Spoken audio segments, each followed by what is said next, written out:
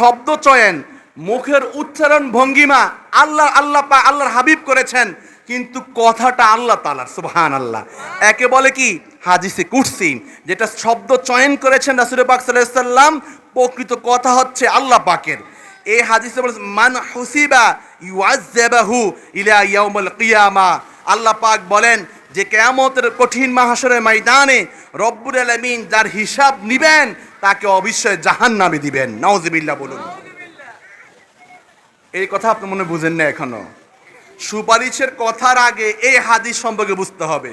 আপনারা তো অনেক যারা কণ্ঠধারী বক্তা ওনাদের আলোচনা তো শুনেনি, কিন্তু আপনি আজকে এই বিষয়টা বুঝেন।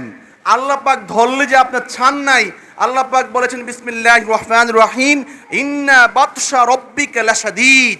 আপনার নিঃসন্দেহে আপনার প্রভুর ধরা অনেক শক্ত, অনেক মজবুত, অনেক শক্ত করে ধরবে যাকে ধরবে। এই জন্য আল্লাহ পাক বলেছেন মান হুসিবা ইউআযযাবাহু, যেই ব্যক্তিকে আল্লাহ পাক কঠিন মাহশরের ময়দানে পরিপূর্ণ হিসাব নিবেন সে অবশ্যই জাহান্নামে যাবে। এই জন্য আপনারা কি পরিপূর্ণ হিসাবের সম্মুখীন হতে চান কিনা বলেন তো? চান না তো? যদি কেউ না চান, দুইটা কাজ করতে হবে। কয়টা কাজ? দুইটা কাজের মাঝে একটা হচ্ছে আপনি দৈনিক 70 বার ইস্তিগফার আস্তাগফিরুল্লাহ পড়বেন, 100 বার দুরূদ শরীফ পড়বেন।